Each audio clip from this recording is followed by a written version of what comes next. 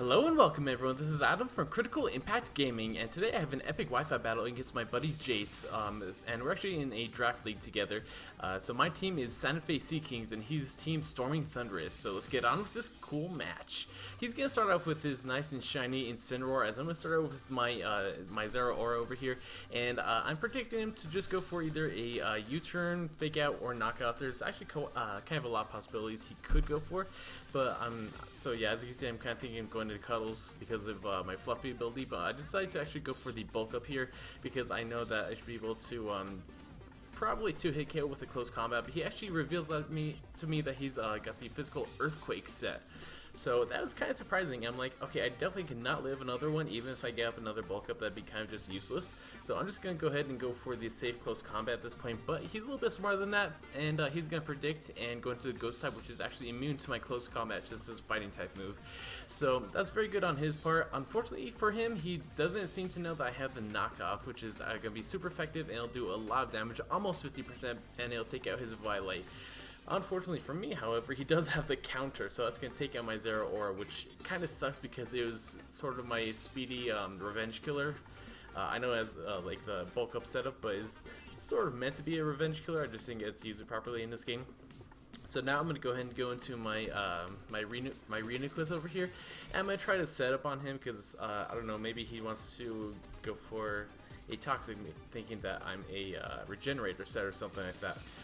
He actually just goes for the Pain Split here, trying to get back some HP, which is a smart play on his part, and I have not revealed to him any of my attacking moves yet, so he doesn't know if I have the Focus Blast or Energy Ball or not, so that's why I'm thinking he's just going to stay in and maybe sack his Dusclops, but he actually makes a safe play and goes out into his Incineroar, so that's a very good play on his part. Unfortunately for me, I do not carry the Focus Blast on this particular Reuniclus, so my Shadow Ball is not going to be doing anything. Even at +1, I do maybe 10% damage to him, which kind of sucks, but yeah, I mean, this is really more of a Reuniclus set that works best when you get to like +2, maybe +3 to sweep. So I don't want to sack it just yet, so I'm going to go into my Mr. Cuddles like I was thinking about doing the first turn. So actually, unsurprisingly, I take that U-turn very well. It probably did less than 5%, and if you guys aren't using Beware already, you should definitely at least give it a shot. It has great HP, great physical attack. Its physical defense is pretty decent, but it's even better because of its Fluffy ability. I mean, special defense and speed are pretty terrible, but I mean, you gotta sacrifice something along the road, right? But yeah, I'm not even afraid of this Lucario. I'm hoping that's a physical set, which it actually is. If it were a special set, an Aura Sphere would definitely kill me. But since it's physical, I can take that Drain Punch like a champion and almost take him out with the close combat. Unfortunately for me, he is running the Focus Sash set, so I don't know. I thought that was kind of weird. I mean, I figured it'd be sashed after I didn't see any Life Orb recoil. And I feel like a Choice Band would have done a lot more. If he was Choice Band, he would probably have close combat as well. So I don't want to sack my Beware, and I'm going to go out into my Radiant, because this is kind of what I was saving it for, so I could take some fighting moves and maybe deal with Dusclops a little bit later on. So I'm just pretty much going to take him out with the Shadow Ball. I don't want him switching into his Incineroar again and just being immune to my Psychic, so that's why I went for Shadow Ball instead of Psychic. But it doesn't really matter, it would have killed either way. And even though that crunch did do a sizable chunk to me, it is kind of enough to where anything can really come in and revenge kill me, like Incineroar with U-turn or knockoff, or as you'll see in just a minute, he actually does bring in an Espeon, and those things usually pack either Shadow Ball or Dazzling Gleam along with their Stab Psychic, so that could definitely take me out from the range that I'm at. I was kind of considering going into Cuddles, but I really didn't want to risk the Psychic coming my way if he predicted my switch, and pretty much just losing my best physical wall, well, aside from Rhyperior. So I'm going to take a Shadow Ball to the face. Reuniclus is going to die, kind of unfortunate, but he did his job. That's all I can really say about him. So I'm going to go into my Iron Buddy here. It's kind of my only option because I don't really have any kind of special defense on this team, which was a mistake on my part when building it. I have some special defensive Pokemon on my other slots because it's you get to choose 9 slots basically for this draft league, and I have a specially defensive Togekiss, but I did not bring it for this particular battle. So as you see, I did go for that Gyro Ball right there. It did not anywhere near what I wanted it to, so I'm actually going to go into my Cuddles now, predicting a Shadow Ball, and I don't know why I did that, honestly. That's kind of stupid of me. But he just gets with the Reflect, which kind of sucks for me, because now even if I were to go for Dark Solarian, if you predicted a switch and went for Shadow Ball, it probably still wouldn't kill. I'm not sure if Dark Solarian goes through Reflect or not. I know it goes through Stat Boost, but I'm not sure if Reflect counts. So he does just go for a safe Psychic as I go into my Bronzong. I'm going to quad resist that. It's not going to do anything. And I do apologize, you guys. This part right here is going to be a little bit boring, so maybe I can just tell you a quick story. So, since I think about April 4th or so, I've been trying to soft reset for a shiny Giratina on Pokemon Platinum. And if I can get some footage, I'm actually going to put it on the screen, but it's on my phone, so I don't know if I'll be able to do that before I get bored of editing. So I actually got it after the first 29 minutes and 50 some odd seconds. However, I was trying to be fancy and catch it with Dusk Ball, and I just absolutely could not do it, and I was not paying attention to its power point usage, and it struggled itself to death because I brought it down to right around the red, and it used Struggle once and killed itself. So I got a shiny Giratina after less than 30 minutes of trying to soft reset, and it killed itself. I've been trying for at least 2 to 3 hours almost every single day since, and I have not been able to get another shiny Giratina. So that was kind of supposed to be my birthday special, because yeah, was it 1:07 a.m. April 26, 2020, and it is my 25th birthday. So yeah, it's supposed to be my birthday special. Unfortunately, it didn't quite work out for me, but hopefully I can get that a new shiny Giratina sometime soon and just upload that for you guys. That'd be very cool. So I'll keep on working on that for you. So back to the battle. I got him down pretty low, but he did get off a yawn, so he's going to be able to fire off a couple of Shadow Balls. I can possibly play around with switching in and out of Beware just to stall out the Reflect turns, but I'm not entirely sure if I want to do that, because well, yeah, like he's just making a safe play and going for a Shadow Ball, and there's really no need for him to go for Psychic at this point, because as you can see, he does have leftovers, not even Light Clay. So his set is Reflect, Psychic, Yawn, and Shadow Ball. So I'm gonna need a Wake Up basically this turn and get a Gyro Ball crit. Let's see if I can get it. Spoilers, 3, 2, 1. I don't even wake up. So yeah, I was gonna speed up this entire part between Bronzong and Espeon, but I realized it's super long after I finished all my editing, and I really didn't want to have to go back and recalibrate all of my timing. So so I kind of just left in and told you guys a little story.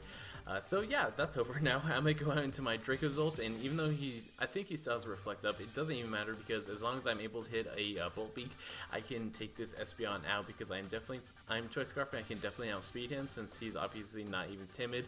Even if he were, I'd be able to outspeed anyway. But as long as I can hit this, and I do connect, and I do take out the Espeon, so that's one big threat out of the way.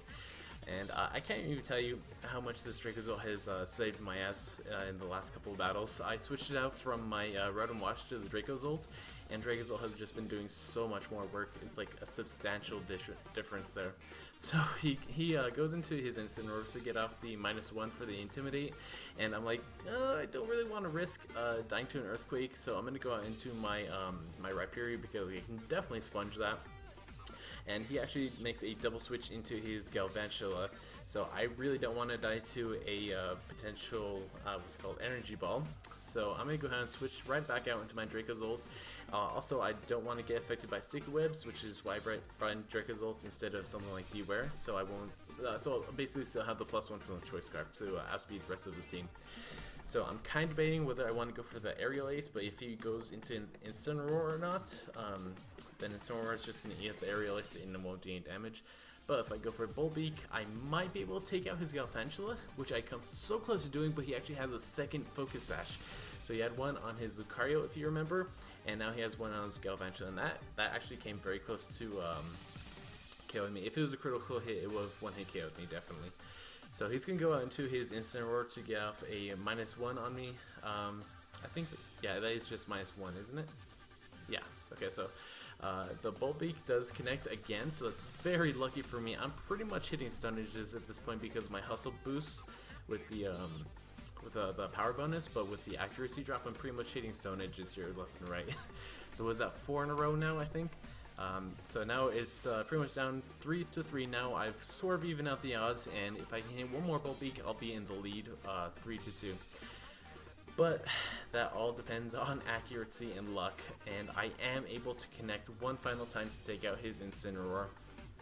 And at this point, I was kind of freaking out because I know he still has his Dusclops and he still has one more left, which you guys will see in just a minute.